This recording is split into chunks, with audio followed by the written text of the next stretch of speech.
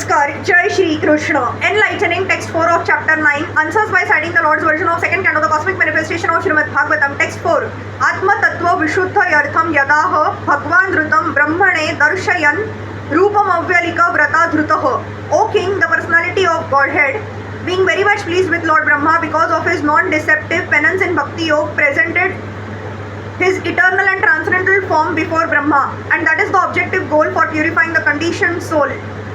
Atma Tattva is the science of both God and the living entity. Both the Supreme Lord and the living entity are known as Atma. The Supreme Lord is called Paramatma and the living entity is called the Atma, the Brahma and the Jeev. Both the Paramatma and the Jivatma, being transcendental to the material energy, are called Atma. So Shukdev Goswami explains this verse with the aim of purifying the truth of both the Paramatma and the Jivatma. Generally, people have many wrong conceptions about both of them. The wrong conception of the Jivatma is to identify the material body with the pure soul, and the wrong conception of Paramatma is to think him on an equal level with the living entity. But both misconceptions can be removed by one stroke of Bhakti Yoga. Just as in the sunlight, both the sun and the world and everything within the world are properly seen. In the darkness, one cannot see the sun, nor himself, nor the world. But in the sunlight, one can see the sun, himself, and the world around him.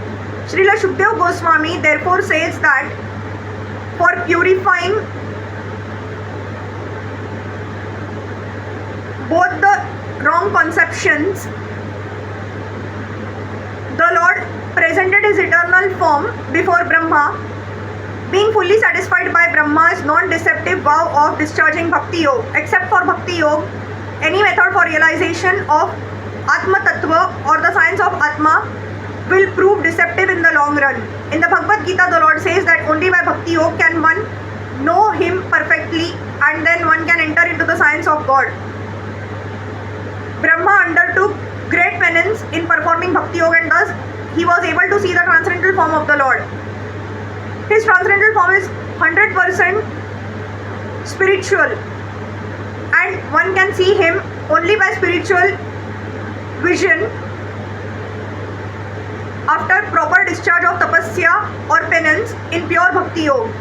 The form of the Lord manifested before Brahma is not one of the forms with which we have experience in the material world. Brahma did not perform such severe types of penance just to see a form of material production. Therefore, the question by Maharaj Parikshit about the form of the Lord is answered. The form of the Lord is Sachidananda or eternal, full of knowledge and full of bliss. But the material form of the living being is neither eternal, nor full of knowledge, nor bliss. That is the distinction between the form of the Lord and that of the conditioned soul. The conditioned soul, however, can regain his form of eternal knowledge and bliss simply by seeing the Lord by means of Bhakti Yoga. The summary is that due to ignorance, the conditioned soul is encaged in the temporary varieties of material forms. But the Supreme Lord has no such temporary form like the conditioned souls. He is always possessed of an eternal form of knowledge and bliss, and that is the difference between the Lord and the living entity. One can understand this difference by the process of Bhakti Yoga. Brahma was then told by the Lord the gist of Srimad Bhagavatam in 4 original verses.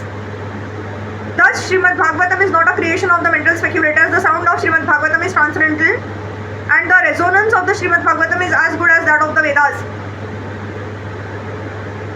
Thus, the topic of the Srimad Bhagavatam is the science of both the God and the living entity.